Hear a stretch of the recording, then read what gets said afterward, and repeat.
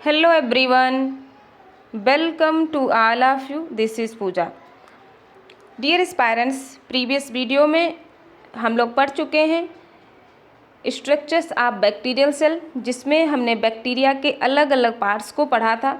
Capsule, जिसे हम bacteria cell की सबसे आउटर मोस्ट लेयर को ग्लाइकोकैलिक्स कहते हैं, जिसे हमने अच्छे से डिटेल में पढ़ लिया है। सेल वॉल के बारे में पढ़ लिया है एंड प्लाज्मा मेम्ब्रेन के बारे में पढ़ लिया है। आज की क्लास में हम लोग पढ़ेंगे मीसोसोम के बारे में, साइटोप्लाज्म एंड फ्लैजिला के बारे में।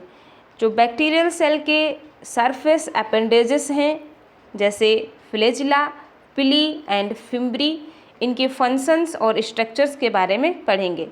सो चलिए स्टार्ट करते हैं। ऐसी ही शॉर्ट वीडियोस के लिए एंड फास्ट रिवीजन के लिए आप चैनल को सब्सक्राइब, लाइक एंड शेयर कर दीजिए। नाउ स्टार्ट करते हैं। सरफेस अपेंडेजेस, जो हमारे पास बैक्टीरियल सेल है ना, बैक्टीरियल सेल की जो सरफेस है, बॉडी सरफेस, यहाँ पर फ्लैजिला प्रेजेंट होते हैं और कुछ छोटी स्ट्रक्चर्स प्रेजेंट होती हैं थ्रेड लाइक, जिन्हें हम पिली या फिम्ब्री कहते हैं। तो ध्यान से पढ़ेंगे, ध्यान से देखेंगे। जो बैक्टीरियल सेल है, इसमें जो अपेंडेजेस प्रेजेंट हैं, इनका रोल क्या होता है मोटिलिटी में, और जो पिली एंड फिम्ब्री हैं, इनका जो रोल है ये मोटिलिटी में नहीं होता है। ठीक है। फ्लैजिला जो है ये मोटिलिटी में अपना रोल प्ले करता है एंड जो पिली एंड फिम्ब्री हैं ये अटैचमेंट एंड कंजुगेशन के दौरान कंजुगेशन ट्यूब फॉर्मेशन में हेल्प करते हैं। तो सबसे पहले देखेंगे फ्लैजिला, जो कि मोटिलिटी प्रोवाइड करता है बैक्टीरियल सेल को। जो फ्लैजिला है ये 3 पार्ट से मिलकर बना हुआ है। ठीक है। Basal bodies, hook and filament. जो बेसल बॉडीज है, these are present between cell wall and cell membrane. Suppose करिए ये बैक्टीरिया की सेल वॉल है। ठीक है, ये बैक्टीरिया की सेल वॉल है एंड ये बैक्टीरिया की सेल मेम्ब्रेन है, सेल मेम्ब्रेन है। और ये जो है ये पेरीप्लाज्मिक स्पेस है। ठीक है, ये क्या है, पेरीप्लाज्मिक स्पेस है। Cell wall and cell membrane के बीच में जो स्पेस है, इसे हम पेरीप्लाज्मिक स्पेस कहते हैं। तो इसी पेरीप्लाज्मिक स्पेस से बेसल बॉडीज़ लगी हुई होती हैं। ठीक है, और इन बेसल बॉडीज़ से ही जो है यहाँ पर एक हुक जैसी स्ट्रक्चर्स होती है। बेसल बॉडी से एक हुक जैसी स्ट्रक्चर्स लगी होती है, ये आपकी बेसल बॉडी से, और यहाँ पर एक हुक जैसी स्ट्रक्चर्स लगी होती है, और इसी हुक से ये फ्लैजिला निकला हुआ होता है, फिलामेंट जैसा। ठीक है, थ्रेड लाइक स्ट्रक्चर्स निकली हुई होती है, जिसे हम फ्लैजिला कहते हैं या इसी को हम फिलामेंट कहते हैं। तो बेसल बॉडीज़ वो प्लेस है जहाँ से फ्लैजिला एराइज होता है। ठीक है, एंड जो फिलामेंट है ये हालो लॉन्ग रॉड लाइक स्ट्रक्चर्स होते हैं। ठीक है, इस तरीके से हालो रॉड लाइक स्ट्रक्चर्स होते हैं, और ये मेड ऑफ फ्लैजिलिन प्रोटीन्स। जो फिलामेंट है या फ्लैजिला है, ये फ्लैजिलिन प्रोटीन से बना होता है। तो फ्लैजिला की कुछ इस तरीके से स्ट्रक्चर्स होती है। ये आपकी प्लाज्मा मेम्ब्रेन है। ठीक है, ये आपकी सेल वॉल है, ये सेल वॉल है, एंड ये बेसल बॉडीज़ है, बेसल बॉडीज़ है, ये हुक है एंड ये फ्लैजिला है। ठीक है, ये फ्लैजिला है। तो और ये जो स्पेस है इसको हम पेरीप्लाज्मिक स्पेस कहते हैं। तो इस तरीके से फ्लैजिला का अरेंजमेंट होता है, इस तरीके से फ्लैजिला लगा होता है बैक्टीरियल सेल के सरफेस से। Clear. I hope now crystal clear. Okay, चलिए नेक्स्ट अब बात करते हैं प्ली एंड फिम्बरी, जिनका रोल मोटिलिटी में नहीं होता है। ठीक है, प्ली एंड फिम्बरी का रोल मोटिलिटी में नहीं होता है। तो जो प्ली एंड फिम्बरी हैं, इनका रोल क्या होता है? ये बैक्टीरियल सेल है और इसकी सरफेस पे जो है छोटे छोटे हेयर लाइक स्ट्रक्चर्स प्रेजेंट होते हैं। तो कुछ स्ट्रक्चर्स कैसे होते हैं? लार्ज होते हैं, जिन्हें हम प्ली कहते हैं, और जो कुछ होते हैं जो स्मॉल होते हैं, जिन्हें हम स्मॉलर प्ली या फिर फिम्बरी कहते हैं।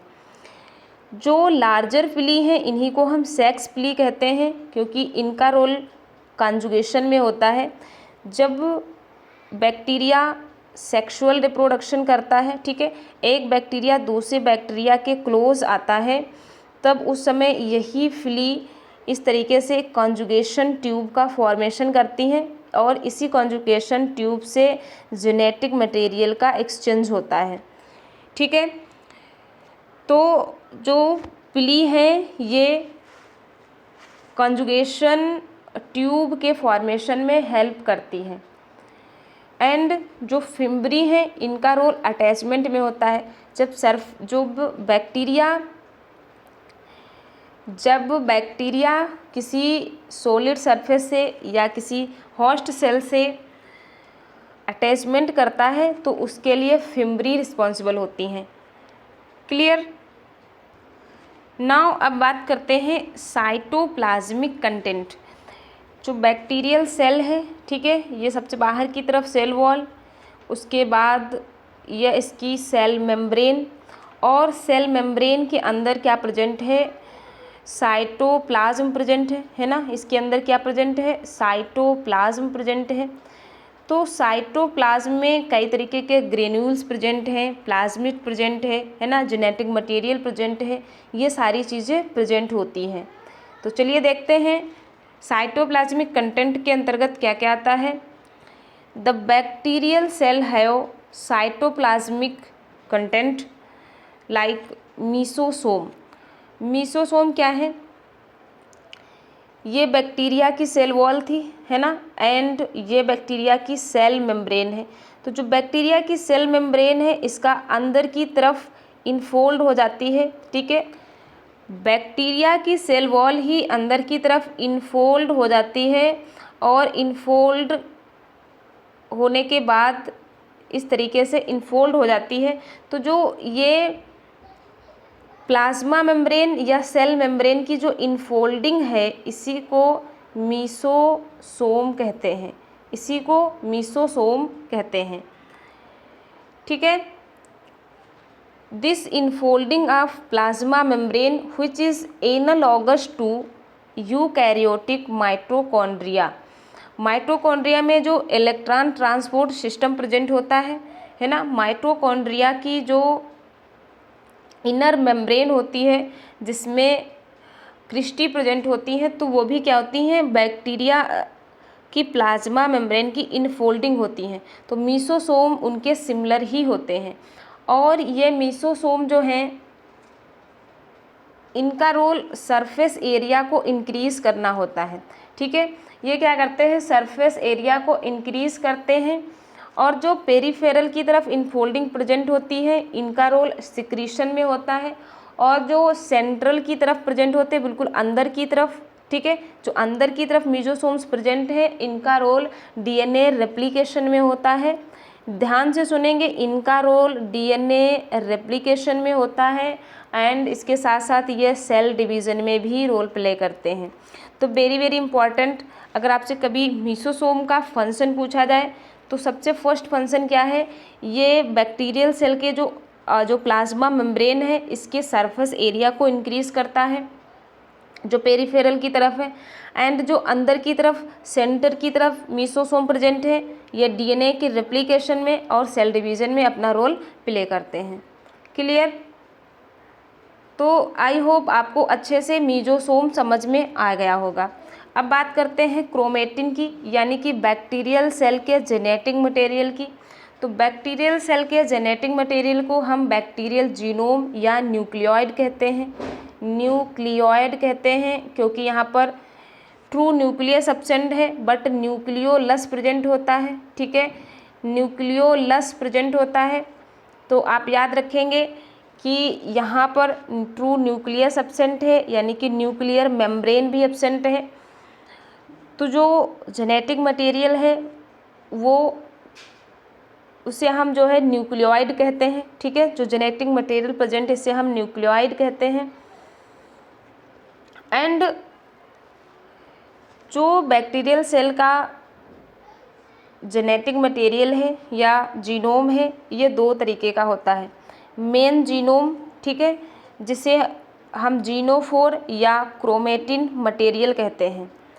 तो जो मेन जीनोम है ये सर्कुलर, ठीक है, डबल स्ट्रैंडेड डीएनए होता है जो कि विदाउट हिस्टोन प्रोटीन होता है, ठीक है, जो कि विदाउट हिस्टोन प्रोटीन होता है। इसलिए बैक्टीरियल सेल में नो क्रोमोसोम, ठीक है, क्रोमोसोम नहीं प्रेजेंट होते हैं because circular double stranded DNA is without histone protein, hence linkage group 1। जब क्रोमोसोम प्रेजेंट नहीं है, सिर्फ इस तरीके से जेनेटिक मटेरियल प्रेजेंट है ना, डीएनए प्रेजेंट है, तो यहाँ पर अगर लिंकेज ग्रुप की बात करेंगे तो बैक्टीरियल सेल में 1 लिंकेज ग्रुप प्रेजेंट होता है। कई बार आपसे पूछा गया है बैक्टीरियल सेल में लिंकेज ग्रुप कितने होते हैं, तो याद रखना बैक्टीरियल सेल में लिंकेज ग्रुप 1 होता है, क्योंकि यहाँ पर हिस्टोन प्रोटीन एब्सेंट है जिससे डीएनए की पैकेजिंग नहीं हो पाती है, और अगर डीएनए की पैकेजिंग नहीं होगी तो यहाँ पर जो कंडेंस फॉर्म में हम क्रोमोसोम देखते हैं इनका फॉर्मेशन नहीं हो पाएगा, ठीक है। तो आई होप अच्छे से आप समझ पाए होंगे मेन जीनोम। एंड इसके बाद बात करें एक्स्ट्रा न्यूक्लियर जीनोम या फिर जिसको हम प्लाज्मिड भी कहते हैं। तो जो बैक्टीरियल सेल है, ठीक है, इसमें क्या है मेन जीनोम प्रेजेंट है एंड इसके साथ साथ प्लाज्मिड प्रेजेंट होता है। जो प्लाज्मिड है ये सर्कुलर डबल स्ट्रैंडेड डीएनए ही होता है एंड जो प्लाज्मिड है इसके पास सेल्फ रिप्लिकेटिंग की मशीनरी होती है, यानी कि यह खुद से रिप्लिकेट करने में कैपेबल होता है, और अगर कैपेबल है तो यहाँ पर रिप्लिकेशन के लिए ओराई साइट भी प्रेजेंट होती है, ठीक है। तो कई तरीके के प्लाज्मिड्स प्रेजेंट होते हैं जिनका रोल जो है जेनेटिक इंजीनियरिंग में बहुत इम्पॉर्टेंट है, ठीक है। जैसे हम बात करें प्लाज्मिड की तो आर प्लाज्मिड है ना, and F plasmid, col plasmid, इस तरीके से डिफरेंट टाइप्स के प्लाज्मिड प्रेजेंट होते हैं। एक बैक्टीरियल सेल में एक ही टाइप का प्लाज्मिड प्रेजेंट होता है, ये बात आप याद रखेंगे। Next is very important episome. कई बार क्वेश्चन पूछा जाता है कि एपिसोम क्या है, ठीक है, तो आप कंफ्यूज नहीं होंगे। एपिसोम जो टर्म है इसको जैकोब एंड वॉलमैन ने दिया था, एंड आप याद रखेंगे जो प्लाज्मिड टर्म है, ठीक है, प्लाज्मिड टर्म है इसको लेडरबर्ग ने दिया था, प्लाज्मिड टर्म को लेडरबर्ग ने दिया था, ठीक है, इसे आप याद रखेंगे। तो एपिसोम क्या होते हैं, जब एक बैक्टीरियल सेल में क्या क्या प्रेजेंट है, इसका न्यूक्लिक एसिड प्रेजेंट है ना, इसका जीनोम प्रेजेंट है एंड ये इसका प्लाज्मिड प्रेजेंट है, ठीक है। जब F plasmid integrated with main genome of bacteria, अगर कभी क्या होता है बैक्टीरियल सेल में जो इसका मेन जीनोम है, ठीक है, जो इसका मेन जीनोम है ये इसके प्लाज्मिड के साथ इंटीग्रेट कर जाता है, ठीक है, ये इसके प्लाज्मिड के साथ इंटीग्रेट कर जाता है, तब हम इसी को क्या कहने लगते हैं, एपिसोम। इसी को हम क्या कहते हैं, एपिसोम कहते हैं। क्लियर क्लियर चलिए नेक्स्ट, राइबोसोम, और इसके साइटोप्लाज्म में क्या प्रेजेंट है, राइबोसोम। तो जो बैक्टीरियल सेल में राइबोसोम प्रेजेंट होते हैं ये 70S टाइप के होते हैं, इनके पास 2 सब यूनिट्स होती हैं, स्मॉलर सब यूनिट्स जो कि 30s होती है एंड लार्जर सब यूनिट जो कि 50s होती है। जो एस है ये श्वेदबर्ग यूनिट से लिया गया है, ठीक है। एंड पॉलीसोम और पॉलीराइबोसोम क्या होता है, ध्यान से समझेंगे। जब मैसेंजर आरएनए से कई सारे राइबोसोम बाइंड कर जाते हैं, ठीक है, जब मैसेंजर आरएनए से कई सारे राइबोसोम बाइंड कर जाते हैं ड्यूरिंग प्रोटीन सिंथेसिस या ट्रांसलेशन, तब हम इस कंडीशन को पॉलीसोम या पॉलीराइबोसोम कहते हैं। तो वेरी वेरी इंपॉर्टेंट, आपसे पूछा जाता है पॉलीसोम या पॉलीराइबोसोम कहाँ देखने को मिलता है, तो सिर्फ और सिर्फ प्रोकैरियोटिक सेल में, ठीक है। ये आपको सिर्फ और सिर्फ बैक्टीरियल सेल में ही देखने को मिलेगा। तो इसी को हम पॉलीसिस्ट्रॉनिक भी कहते हैं, यानी कि जब वो प्रोटीन सिंथेसिस हो रहा होता है, ट्रांसलेशन हो रहा होता है, उस समय कई सारे राइबोसोम आकर मैसेंजर आरएनए से बाइंड कर जाते हैं और एक साथ में मल्टीपल प्रोटीन्स चेन का फॉर्मेशन करते हैं, यानी कि कई सारी पॉलीपेप्टाइड चेन का फॉर्मेशन करते हैं। क्लियर।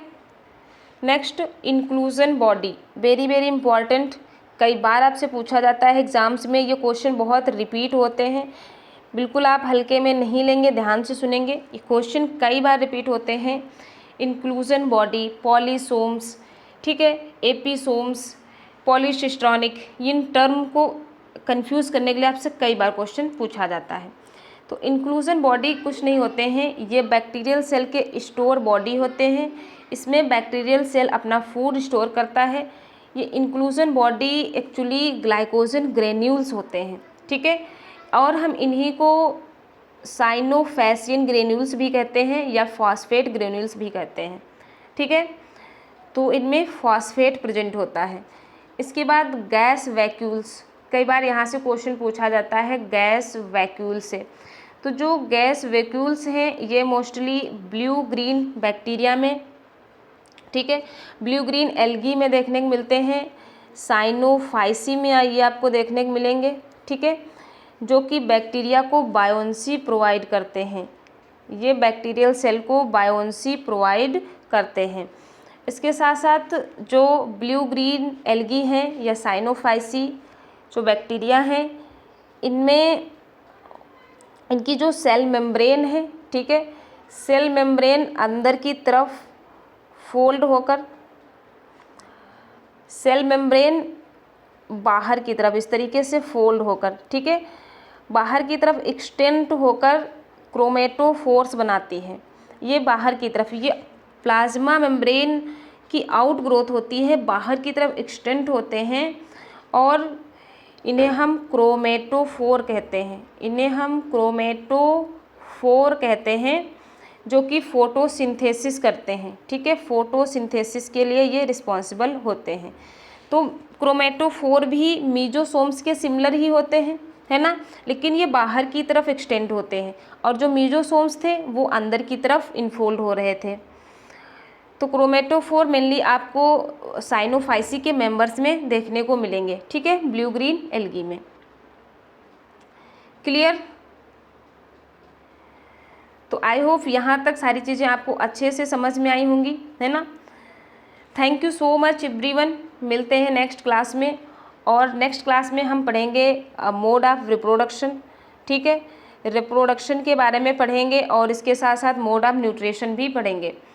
इसके साथ साथ बैक्टीरियल सेल जो हैं ये न्यूट्रिशन कैसे लेती हैं, इनका न्यूट्रिशन का मोड क्या क्या है ये पढ़ेंगे, क्योंकि यहाँ से कई बार क्वेश्चन पूछे जाते हैं, कंजुगेशन, ट्रांसफॉर्मेशन, ट्रांसडक्शन, ये किस तरीके का मोड ऑफ रिप्रोडक्शन है, यहाँ से क्वेश्चन पूछे जाते हैं, ठीक है। तो सभी लोग चैनल को सब्सक्राइब कर लेंगे, लाइक एंड शेयर कर दीजिए। Thank you so much everyone, मिलते हैं नेक्स्ट वीडियो में।